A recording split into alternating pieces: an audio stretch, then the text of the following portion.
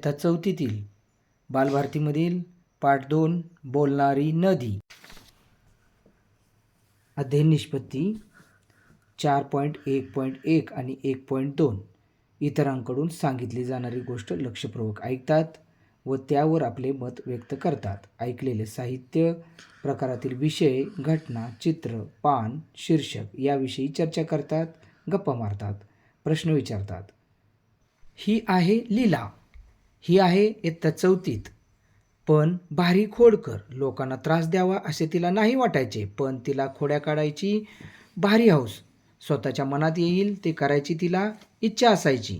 त्यासाठी ती मजेशीर युक्त्या शोधायची. एक दिवस लीलाला बर्फाचा गोळा खावासा वाटला. आई म्हणाली नको खाऊ. ताई म्हणाली नको खाऊ. माई म्हणजे तिची आजी पण म्हणाली लीला ग लीला, नको खाऊ गोळा, दुखेल तुझा गळा, सगळं पाणी होईल नाकात गोळा. आता काय करावं बरे? तिला एक युक्ती सुचली. ती नदीकडे गेली. नदीला म्हणाली नदी ग नदी. पण नदी बोलणार कशी? मग ती स्वतःच म्हणाली बोल ग लीला. मग लीला म्हणाली नदी ग नदी, लीलाला खायचाय बर्फाचा गोळा, पण माई म्हणाली दुखेल गळा, खाऊ का नको? पण नदी कशी बोलणार? परत लीलाच म्हणाली मग खा की, पळत जा आणि खा पटकन. लीला म्हणाली अगं पण तुझं कसं ऐकू? ताई म्हणाली नको खाऊ. आई म्हणाली नको खाऊ. माई म्हणाली नको खाऊ. पण नदी कशी बोलणार? परत लीलाच म्हणाली अगं ताईपेक्षा मोठी आई, आईपेक्षा मोठी माई, पण माईपेक्षाही मोठी मी, नदीबाई, माझं ऐक बरोबर. लीला पळत बर्फवाल्याकडे गेली. गोळा खाऊन परत आली. तिला बोलणारी नदी खूप आवडली. ताई, आई, माई यांच्यापेक्षा मोठी नदीबाई. तिची परवानगी मिळाली की आपण हवे ते करू शकतो.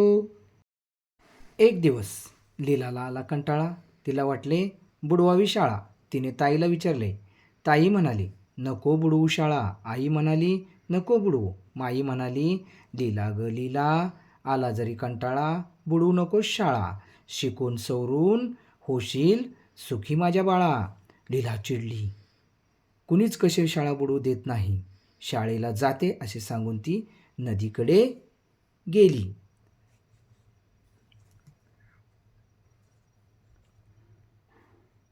नदीला लीला म्हणाली नदी ग नदी, लीलाला आलाय कंटाळा, बुडवावी वाटते शाळा, काय करू? पण नदी कशी बोलणार? मग लीलाच बोलली आलाय जर कंटाळा तर बुडव बिंदास्त शाळा.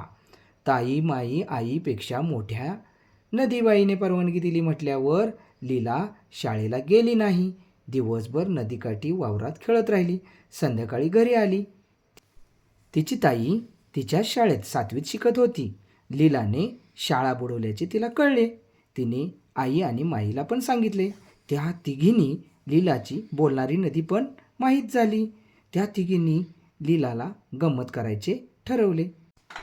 काही दिवसांनी लीलाचा मामा भोला मामा आला. येताना घेऊन आला पेढे, बदामी 16 पेढे. वा वा, लीला तर एकदम खुश झाली. संध्याकाळी आल्यावर मी पेढे खाणार असं ओरडतच ती शाळेला गेली. संध्याकाळी आली. आईला म्हणाली कुठे आहेत पेढे? आई म्हणाली शिंकाळ्यावरच्या बुट्टीत डबा ठेवलाय बघ. लीलाने स्टूल घेऊन डबा काढला. उघडून पाहते तर डबा सगळा रिकामा. आई, यात तर एक पण पेढा नाही. लीला ओरडली. लीलाचे ओरडणे ऐकून आईला नवल वाटले. आई म्हणाली अगं असं कसं होईल? तिने ताईला हाक मारली नीला, ए नीला. काय ग आई? नीला परसातून पळत आली. अगं पेढे कुठे गेले? कुठे गेले म्हणजे मीच खाल्ले. मी खाल्ले 8, नदीला दिले 8. नीला म्हणाली तू बदामी पेढे नदीत टाकलेस, मूर्ख कुठली. आई नीलावर ओरडली अगं हो, तू म्हणाली नको खाऊ, माई म्हणाली नको खाऊ, मग मी नदीबाईला विचारलं. नदी म्हणाली नीला ग नीला, पेढे आहेत 16, तू घे 8, मला दे 8. अगं पण नदी बोलेल कशी? कशी म्हणजे? लीलाशी बोलते तशी.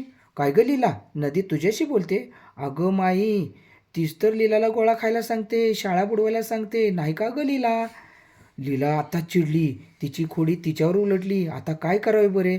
थोडा विचार केला आणि म्हणाली ताई, आई, माई, समजलं ग बाई, नदीशी बोलायला आता जाणार नाही. माई हसत कपाटाकडे गेली आणि डबा घेऊन आली. लीला नीला घ्या एक एक पेढा आणि खेळायला पळा. पेढा मिळाला.